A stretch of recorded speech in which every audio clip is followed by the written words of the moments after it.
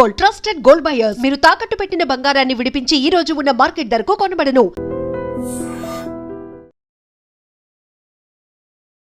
నమస్కారం, welcome to I dream. నేను మీ విజిత.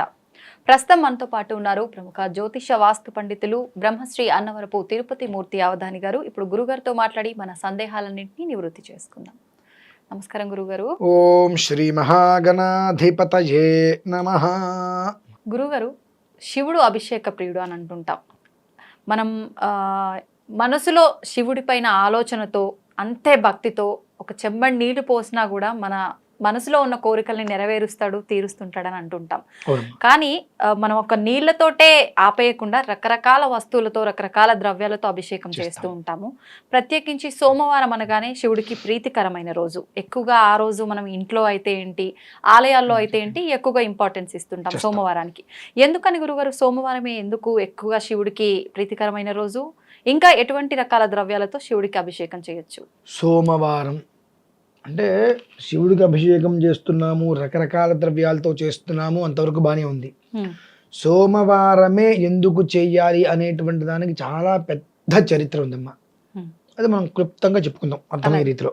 అలాగే సోమవారము అంటే చంద్రుడికి చాలా ప్రీతికరమైన రోజు. చంద్రుడికి, సోమవారానికి, శివుడికి అభిషేకానికి సంబంధం ఏంటండి? శివుడి నెత్తి మీద ఉంటాడు. అది అంటే సోమవారం ఎందుకు చెయ్యాలి అంటే శివుడికి కాదు చేసేది, చంద్రుడికి. సోమవారం అభిషేకం చేసేటువంటిది చంద్రుడికి.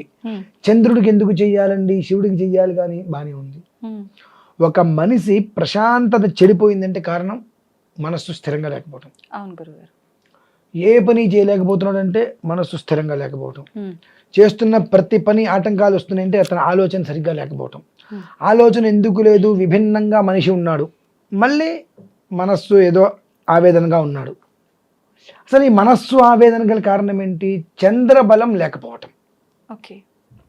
చంద్రుడి యొక్క అనుగ్రహం లేదు అనంటే ఆ మనిషికి ఎంత డబ్బున్నా మానసిక ఆవేదన వాడిని పట్టి పీడిస్తూ ఉంటుంది.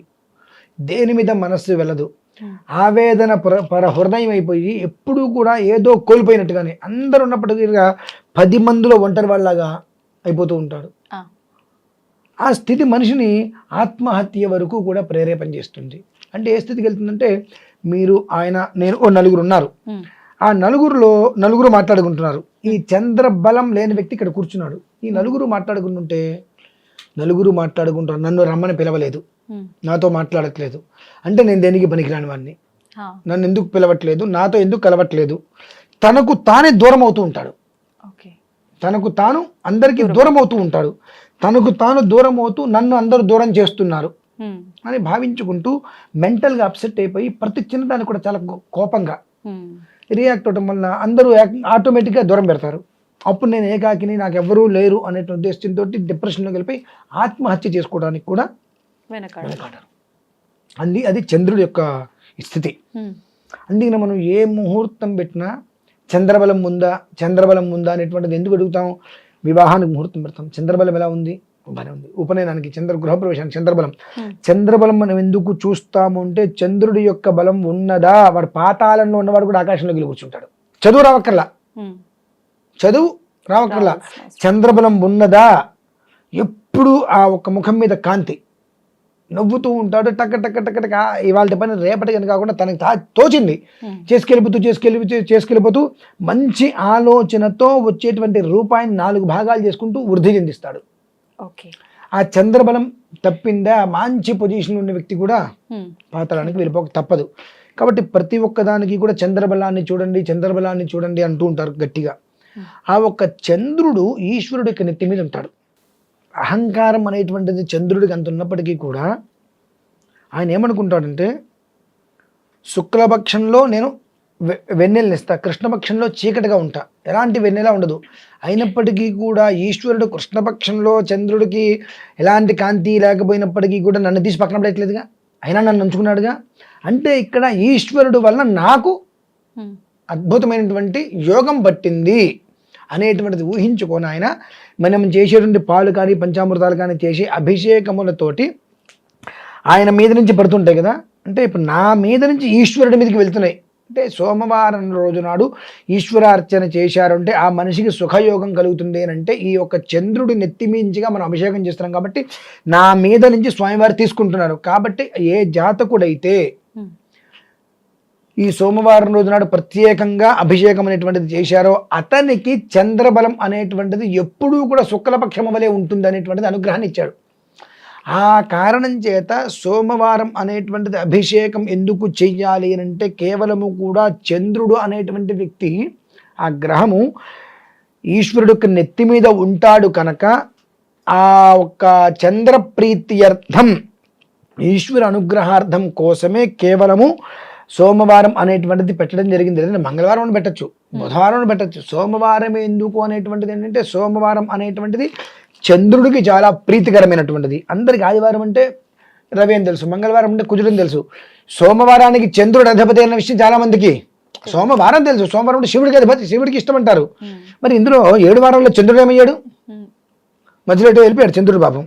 కాబట్టి ఆ చంద్రుడికి సోమవారం అనేటువంటి సోముడు అనే పేరుంది ఆయనకి. సోమశేఖరుడు వేరు. సోమశేఖరుడు ఎందుకు అయ్యాడు? ఆయన నెత్తి మీద పెట్టున్నాడు కాబట్టి సోమశేఖరుడు. సోముడు అనేటువంటి పేరు చంద్రుడికి ఉంది కనుక ఆ సోమవారానికి అధిపతిగా ఆయన ఉన్నాడు. ఆయనకి ప్రత్యేకంగా అభిషేకం ఒక్కటే చేయడానికి విశిష్టతలో లేదు కనుక ఈశ్వరుడు శిరస్సు మీద ఉండటం చేత ఇద్దరికి కలిపి అభిషేకం చేయడం వలన ఐశ్వర్యము కలిసి వస్తుంది. ఐశ్వర్యం ఎలా వస్తుంది? మనస్సు అనేటువంటిది ప్రశాంతత వలన. ఆ ప్రశాంతతకి మూలకారకుడు ఎవరయ్యానంటే ఆ చంద్రుడు కనుక చంద్రుడికి ప్రీతికరమైన సోమవారం అభిషేకం చేయాలి అనేటువంటిది ప్రసిద్ధిగా వచ్చింది. కాకపోతే ఇంత కారణాలు ఎవరు చెప్పకుండా సోమవారం అభిషేకం చేయండి, శివుడికి అభిషేకం చేయండి అంటూ ఉంటారు. ఇవే దృష్టిలో ఉంచుకొని గత కొంతకాలంగా ఒక్కొక్క సోమవారము ఒక్కొక్కరి గృహము యందు మనం ఇంత ఇది 1.5 అడుగులో ఉంటుంది, 1 కిలో 800 గ్రాముల వరకు వెండి శివలింగం. దాన్ని తీసుకొని ప్రతి సోమవారం ఒక్కొక్కరింటో మనం అభిషేకం చేస్తున్నామండి. గత కొంతకాలంగా ప్రతి సోమవారం ఒక్కొక్కరింటికి తీసుకెళ్ళటం, అభిషేకం చేయటం, రావటం. ఇవాళ ఎవరైతే అభిషేకం చేయించుకున్నారో ఖచ్చితంగా తిరిగి 11 వారాల్లో మళ్ళీ వాళ్ళ ఇంటో మనం అభిషేకం చేస్తున్నాం. అంటే ఆ యోగం అనేటువంటిది అలా లభ్యమవుతుంది వాళ్ళకి. కాబట్టి సోమవారానికి అభిషేకానికి శివుడికి ఏంటి సంబంధము అని అంటే మకుట భూషణం, శంభో మకుట భూషణంగా చంద్రుడు నిలిచి ఉన్నాడు కనుక ఆ ఒక్క చంద్రుడి మీద నుంచి చేసేటువంటి ఒక ద్రవ్యములు, పాలు, పంచామృతాలు, ఫలములు ఇవన్నీ కూడా ఈశ్వరుని అలా తగులుతూ కిందకు వస్తాయి కనుక ఆ చంద్రుడు మితిమీరిన ఆనందంతో ఉంటూ అతనికి ఉన్నటువంటి అహంకారాన్ని పూర్తిగా తొలగించుకొని ఈ భాగ్యం నాకు ఈశ్వరుడు వలన వచ్చింది. విడిగా ఏ గ్రహాలకు వెళ్ళినప్పటికీ కూడా ప్రత్యేకంగా మీరు చంద్రుడికి అభిషేకం చేయండి అని ఎవరు చెప్పట్లేదు.